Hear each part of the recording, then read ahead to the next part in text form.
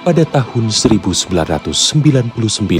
kedamaian dan hubungan persaudaraan di Maluku ternoda oleh perseteruan berisukan agama.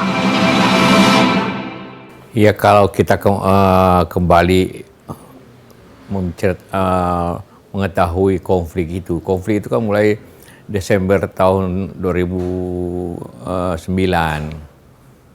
kan? Yang 99, 99. Itu dimulai daripada perkelahian anak-anak di terminal angkot.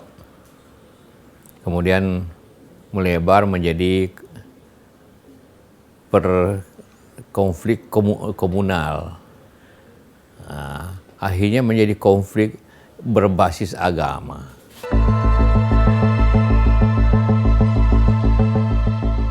Pada tanggal 12 Februari 2002, pemerintah menggelar perjanjian Malino II sebagai upaya perjanjian damai antara kedua belah pihak yang bertikai. Kesepakatan tersebut digelar di Malino, Sulawesi Selatan, yang diprakarsai oleh Yusuf Kala, saat itu menjabat sebagai Menteri Koordinator Kesejahteraan Rakyat Menko Kesra. Saya datang ke sana, mula-mula bertemu dengan Pak SBY, kemudian saya datang sendiri untuk menyampaikan mereka kelompok itu beberapa hal. Bahwa kalau mau terus begini, ya perang teruslah, kita tambahin peluru kalian agar ini. Kalau tidak mau, kita tambah tentara. Nah, kalau tidak mau, mereka tidak mau tambah tentara. Maka tinggal terakhir bicara dengan saya. Itulah mulai awal daripada perencanaan dan pertemuan Malino. Itu hanya butuh 17 hari. Dari pertama kali saya datang, kemudian deklarasi perjanjian Malino II, itu 17 hari. Itu dengan cara mereka, saya suruh pilih, mau perang terus, Anda habis satu generasi, atau kita dulu bicara. Akhirnya mereka memilih duduk bicara untuk penyelesaian itu.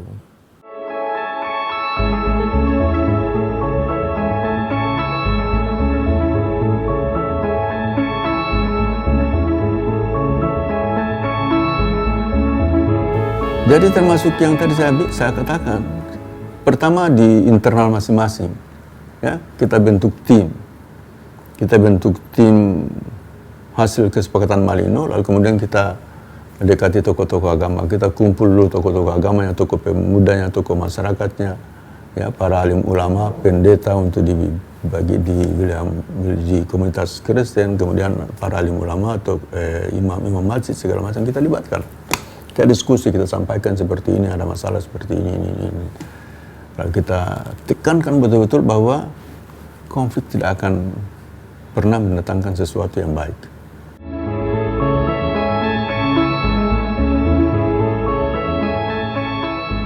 Perjanjian Malino II yang diprakarsai oleh pemerintah menghasilkan 11 butir kesepakatan untuk dipatuhi kedua belah pihak. Lalu setelah kita ke sana, ya baik, bagus juga. Karena banyak butir-butir perjanjian itu yang menyentuh. Seperti kita harus adil, katakanlah bahwa dalam pemilihan apapun, walaupun tidak tertulis, tapi memang banyak hal-hal. Seperti pengembalian, hak-hak milik muslim. Kalau di sini kan rata-rata kan pakai dati, Bu. Jadi pakai dati, pakai aturan yang sudah, orang bilang baku, negeri itu kalau sudah bikin aturan tidak bisa. Dan tidak bisa dia punya macam-macam. Saya kira demikian sedikit. Jadi itulah sedikit perjanjian yang kita buat. Setelah konflik mulai mereda, pemerintah dan para tokoh masyarakat giat melakukan rekonsiliasi sebagai upaya pemulihan hubungan antar umat beragama. Yang menjadi persoalan besar bagi kita itu adalah masyarakat. Untuk memulihkan kembali psikologi masyarakat supaya dia kembali saling percaya, merasa mereka adalah satu dengan yang lain, bukan orang lain, ya. Muslim maupun Kristen itu adalah orang bersaudara, ya. Kata syair itu mengatakan sagu salempeng dipatah dua, alih rasa beta rasa, potong di kuku rasa di daging, katong semua orang bersaudara. Itu yang menjadi media.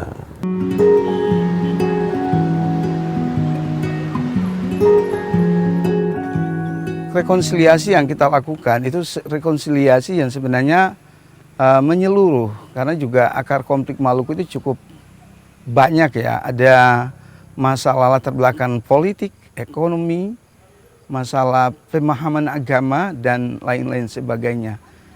Dan dampak dari konflik itu terjadinya segregasi kehidupan sosial keagamaan di kota yang semestinya merupakan ciri masyarakat yang terbuka, masyarakat yang multikultur, itu terpisahkan, tersegregasi baik wilayah maupun secara mental dan pemikiran. Pemerintah sekarang mengatakan Indonesia bukan negara agama, titik. Indonesia bukan negara sekuler, titik, tapi negara berketuhanan. Nah, di dalam negara berketuhanan itu pelembagaannya kan berbagai agama. Disinilah kemudian kita ambil konsep moderasi beragama, moderasi Islam, moderasi Katolik, moderasi Kristen. Apa moderasi? Jalan tengah. Kalau dalam Islam itu namanya wasatiyah Islam atau Islam wasatiyah atau ummatan wasato, kan begitu. Nah, wasatiyah Islam itu atau moderasi beragama itu orang beragama tetap harus taat pada ajaran agamanya karena itu yang akan menuntun hidup dia. Tetapi harus mampu menerima dan bekerja sama dengan agama-agama lain yang berbeda. Peranan para tokoh agama sebagai penengah bagi masyarakat merupakan langkah penting dalam meredakan konflik. Para tokoh agama saling bergandengan tangan, merapatkan barisan, mempertahankan benteng Negara Kesatuan Republik Indonesia (NKRI).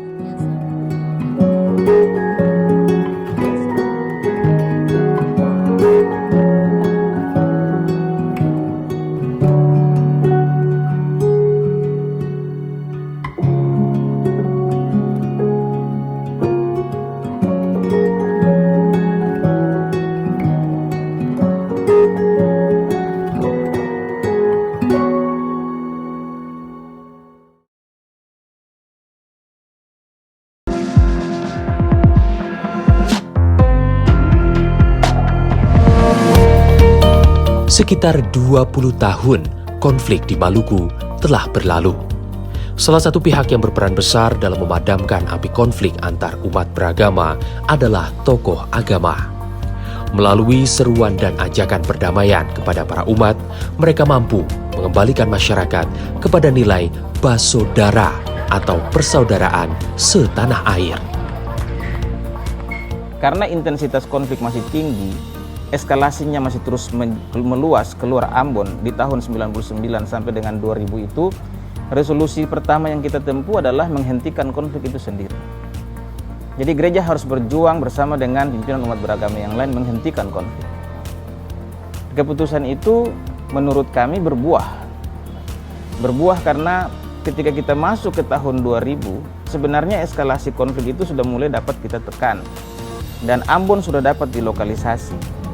Hanya eskalasinya yang keluar ini yang masih juga harus turut diantisipasi secara bersama-sama. Gereja lalu memilih untuk melakukan sebuah upaya dari resolusi perdamaian itu, peace and trust building. Dalam keadaan seperti itu kita harus menumbuhkan kembali peace and trust building di antara komunitas.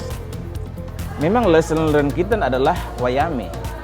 Sebagai satu-satunya komunitas di kota Ambon yang saat konflik itu tidak terjamah oleh konflik. Ya, entah ada faktor apapun, tapi bagi kita ini lesson learned dari bagaimana laboratorium perdamaian yang hidup itu. Para tokoh pemuda dan masyarakat Wayame menginisiasi pembentukan Tim 20 sebagai tim pelindung warga Wayame dari ancaman konflik yang sedang terjadi kala itu. Adalah Kanes dan Hanafi, anggota Tim 20, kedua saksi sejarah perjuangan dalam menjaga perdamaian. Nama saya Kanesa Manopunyo. Usia saya pada saat dibentuknya tim 20, usia saya 29 tahun. Ya. Kemudian saya ditunjuk sebagai ketua tim 20 pada saat itu. Ya. Tujuan pembentukan tim 20 itu kita ingin merawat kebersamaan yang telah dibangun oleh orang tua-tua di Wayame antara umat beragama itu supaya dia tetap berjalan dengan baik. Kita tidak akan mengikuti konflik yang terjadi di Maluku. Tim 20 dibentuk tahun 1999 ketika konflik itu terjadi. Dan kenapa dinamakan tim 20? Karena di dalamnya ada 10 orang Kristen dan 10 orang Muslim. Lalu kita juga bentuk pasar, bagaimana kan menangani mereka. Kalau kita cuma tahu sosialisasi, bicara saja, tapi kalau kita juga tidak menangani kehidupan mereka, bagaimana? Kita bentuklah pasar. Kita ajak mereka untuk berjualan. Mari, gak usah pikiran masalah konflik, masalah ribut. Kalian tolong jualan supaya bisa dapat pendapatan sedikit, bisa makan. Dan itu kita buat memang disetujui oleh masyarakat. Dan sendirinya yang belanja juga dari pihak, katakanlah dari pihak bersaudara Kristen datang di sini belanja, pulang lagi ke sana. Kini, 22 tahun telah berlalu. Para tokoh tim 20 yang masih tersisa pun tetap berkomitmen menjaga perdamaian di Ambon. Makanya kita dan sendirinya buatlah tempat buat kita saling ngobrol, saling curhat, saling berkenalan di antara teman. Dan itu dari Jasira datang, dari Latu Halat sana yang begitu jauh datang. Dan kita bikin rekonsiliasi. Bukan itu saja, tempat ojek, contohnya juga. Itu banyak dari luar, jadi bukan warga kita, tapi itulah kita bikin kebersamaan. Mari kita sama-sama. Kalian boleh datang ke sini, boleh main-main di sini. Menjadikan jadi ikon buat kita, dan kalian juga bisa pulang sosialisasi kepada saudara bahwa inilah perdamaian yang kita ingin seperti Desa Wayame. Upaya menjaga perdamaian juga turut dilakukan oleh para tokoh agama di wilayah Kepulauan Aru, Maluku, yang berhasil menjaga kerukunan umat di 117 desa yang tersebar di 726 pulau. Keakraban para tokoh agama di sini bahkan telah dikenal masyarakat setempat dengan sebutan Trio Macan. Trio Macan itu ada lain ketua MUI, ketua klasis yang Protestan, dan saya sebagai wakil uskup. Dan istilah Trio Macan ini begitu memasyarakat di seluruh wilayah Kepulauan Aru. Dari pemerintah maupun masyarakat semua sudah tahu. Nah, tujuannya apa? Kita memberikan, sebagai pemimpin, kita memberikan kesejukan bahwa kita akrab. Kita memang berbeda dari segi teologi dan agama, iya, itu kita harus sadari. Tetapi di dalam relasi dialog kemanusiaan itu kita sama. Sehingga kami hidup di Kabupaten Kepulauan Aru ini sudah bersatu padu. Lebih bagus, lebih harmonis daripada keadaan sebelum konflik horizontal Maluku.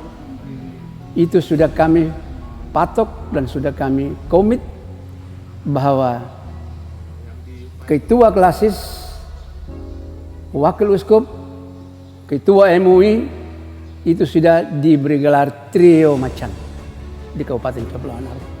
Artinya selalu mencegah ketika ada sesuatu, ketika ada hal-hal yang tidak diinginkan dari umat beragama, kami dengan secepatnya kami bergabung dan untuk menyelesaikannya.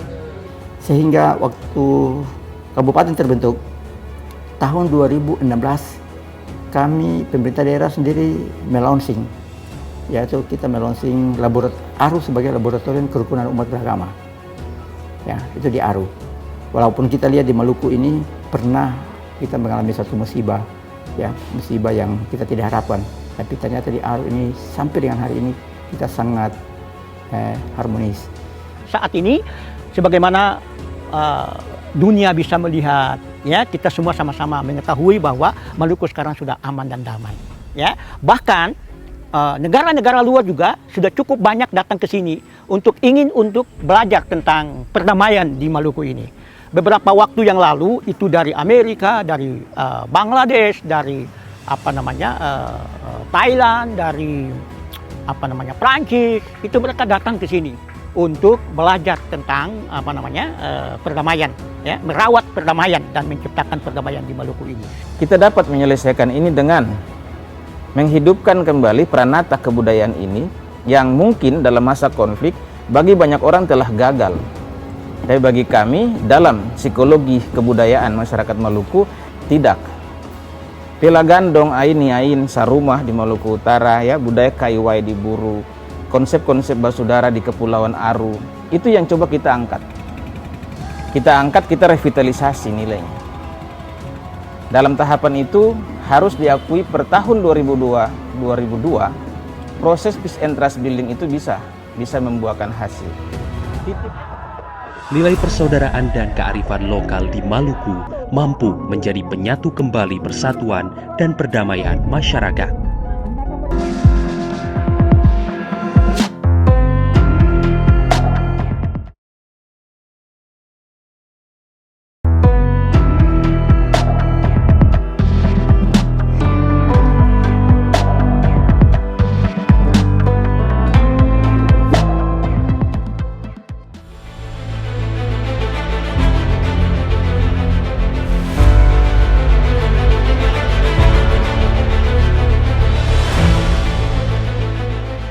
Masyarakat di Maluku terkenal memiliki ikatan persaudaraan yang ditanamkan oleh leluhur dan menjadi sebuah ikatan persaudaraan yang abadi.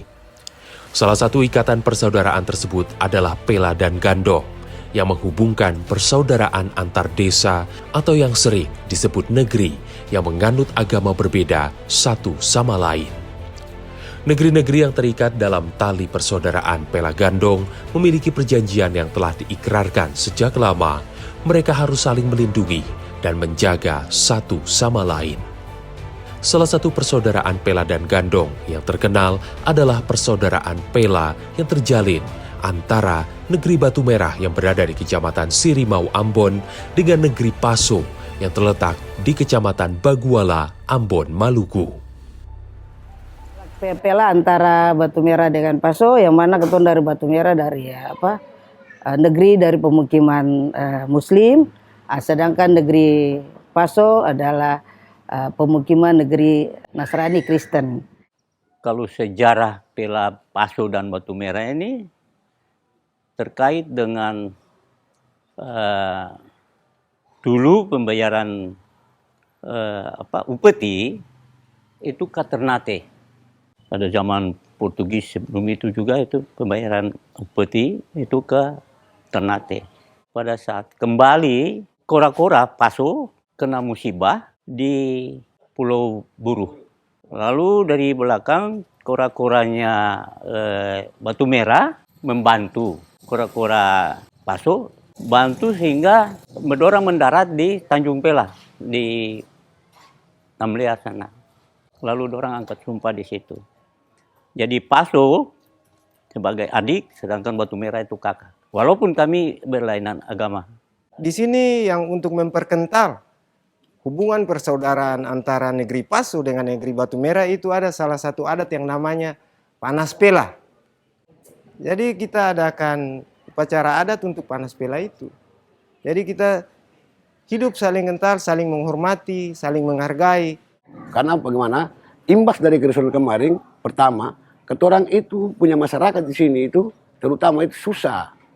Belanjanya susah, sekolahnya susah, semuanya susah. Untuk itu beda rasa bahwa pasca kerusuhan kemarin itu merupakan momentum bagi ketorang bagaimana menjaga kedamaian dan stabilitas ke depan.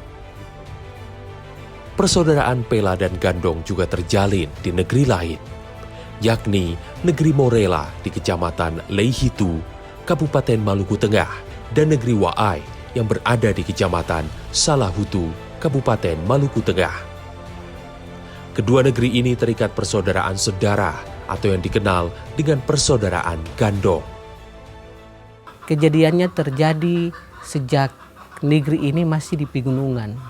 Ada dua adik kakak kandung, yang satu itu kemudian karena ada satu masalah itu dia turun dan menetap di Wai sekarang, yang satu masih tertinggal di Morela saat ini.